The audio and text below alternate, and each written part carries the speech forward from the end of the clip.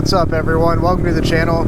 It is like a beautiful Monday, so I figured it'd be appropriate to try to do another Bible short story today because I missed last week, and I think Wednesday is supposed to start storming really bad. So before I jump into it, I just want to ask, have you ever tried something and it seemed no matter how hard you try, or to accomplish something, or how hard you try to change the situation, just everything you can do in your own power, nothing changes? Like for instance, you try really hard at your job and you put in a lot of work and a lot of effort, but no one notices your potential. Or maybe you're trying really hard to fix your marriage or try to be a better husband or a better wife, but no matter how hard you try, you just keep running into other challenges and it seems like nothing gets better. Or perhaps you're trying to be better at managing money, but every time you're able to save up a little bit of money, something bad happens and you're just right back to where you were. Well, that's what today's story is about, and I'm going to be in John chapter 5, and we're going to talk about a man who seemed to have been trying his whole life, like for about 38 years of his life, and nothing in his life changed for him. Alright, so starting in John chapter 5, verse 1. Now sometime later, Jesus and his disciples went up to Jerusalem for a Jewish festival. Now in Jerusalem, near the sheep gate, there was a pool called Bethesda, which means house of mercy, and it was covered by 5 colonnades or porches. Here, a great number of people lied, the blind, the lame, the paralyzed, and many people with various conditions. And I think that we all have conditions in our life, whether you're cynical, everything sucks in your life and you just can't get ahead, or maybe you're really judgmental of others because you're not really happy with yourself, or maybe you struggle with the same sin over and over and over again. We all have conditions, whether they're mental, physical, spiritual, or conditions of the heart. Now I gotta mention that in this time that your status or physical conditions reflected your spiritual condition as well. Like if you're healthy and you had money, then that pretty much meant that you're living right. But we find it that in our time that's not always the case.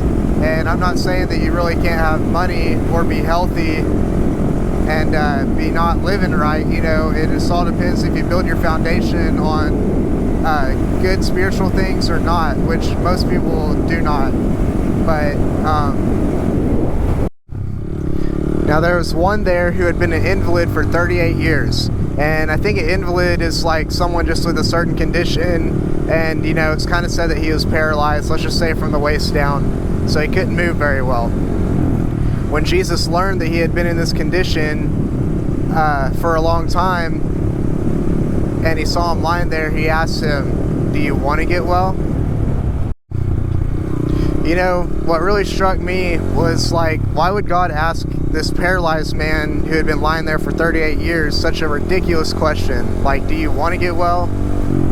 And, a lot of people say God helps those who helps themselves, but I believe that Jesus was looking for someone who can't. And, I think that Jesus, before he could help him walk, he had to help him want again. He had to heal his will to want to be better. Because I could imagine Jesus walking around, he shows up at this pool party, all these sick people. He had many opportunity to heal all these people. There was a bunch of people there, the Bible says there was. But he was looking for one. And like I said, I can just imagine Jesus walking around asking, "What about that woman? How long has she been here?" Someone says, "Well, she just got here a couple weeks ago, and she's like, "Nah, not her." And then he asks, "What about him? How long has this man been here?" Someone's like, "About 2 months." She's like, "Nah, not him." "What about this man? How long has he been here?" "About a year." No, that's not it either." "What about this woman? How long has she been there?" "She's been that way for 5 years." Getting close, but I'm not really looking for someone who has just been this way. I'm looking for someone who has been here for a while. Someone walks up to him and is like, hey, I know this guy. He's been here for 38 years.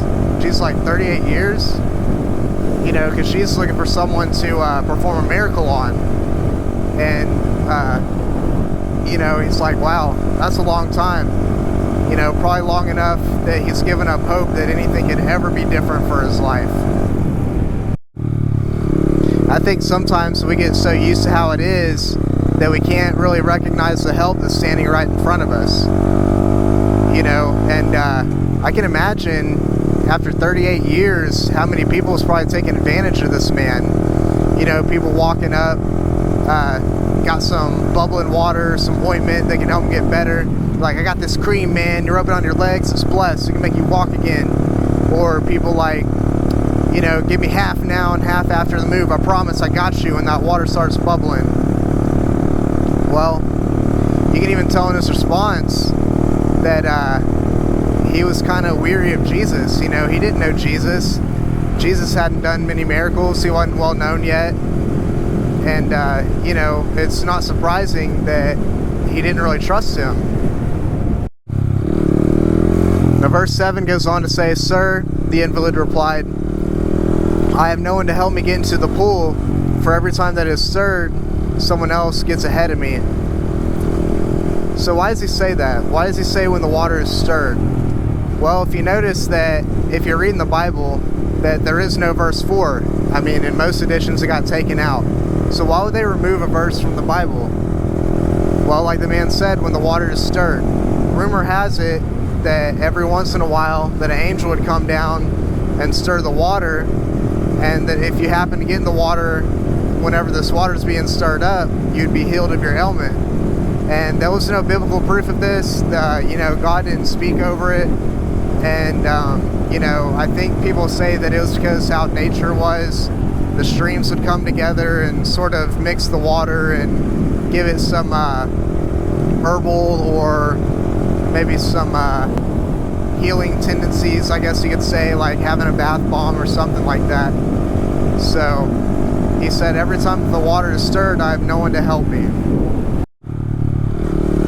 And I think sometimes in our life, you know, like this man, sometimes you can address the symptom, but if you don't address the system that created the symptom, then every time that you try, you know, then you fail, you try, you fail, you try, you fail.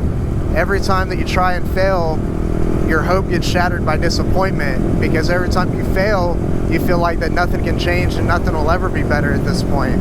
So, I mean, I completely understand why this paralyzed man who couldn't reach the water at this point had just pretty much just given up, you know. No one's there to help me.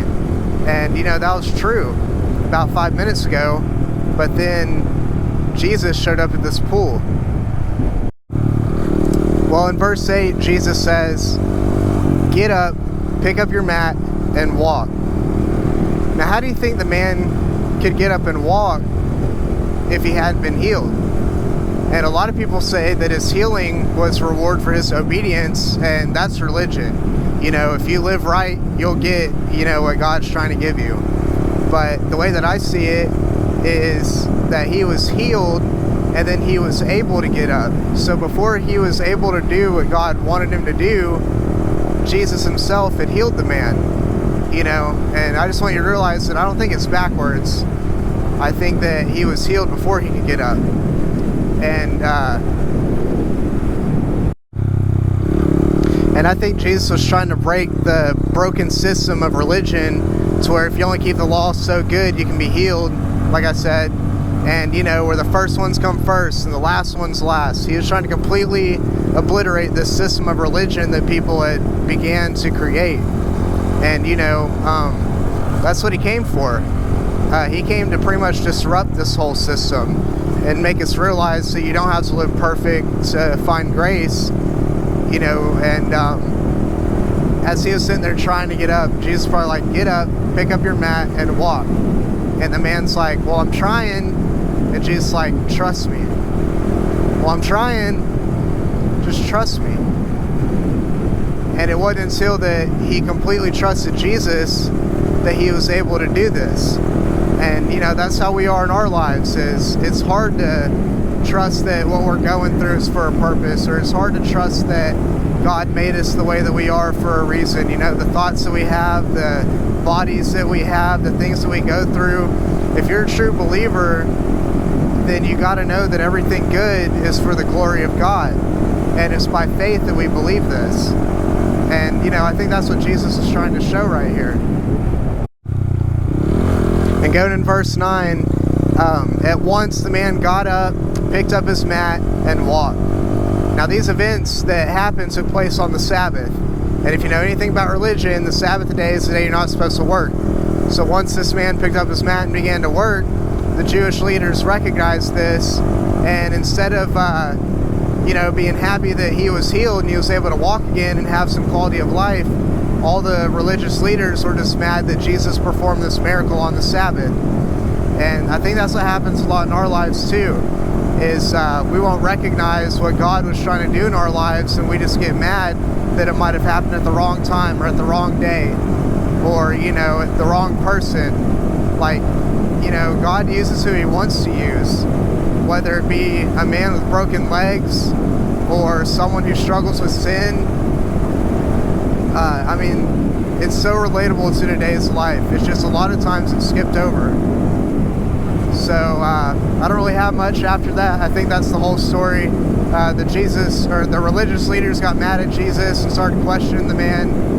And you know, later on, Jesus found the man and told him to stop sinning and to live right. And that's kind of how we are, you know, is even after we find Jesus, or Jesus finds us actually, we tend to get back into that lifestyle. And sometimes Jesus has to remind us that we need to live right and we need to change.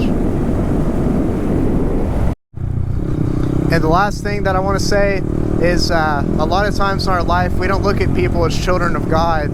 You know, we just look above the surface, or blah, blah, blah. We look on the outside of people, and, you know, we judge them for who they are, but not what God knows they are, you know. And this man, God knew that he couldn't make it to the water, so he brought the water to him. And, you know, some of us might have made it to the pool. You know, we found our comfort, we found our grace, but sometimes we're not happy yet, you know, until we have Jesus as the main source in our life and recognize that everything around us is for him and for a purpose, then that's when we can find true happiness. So that's it for today's Bible study.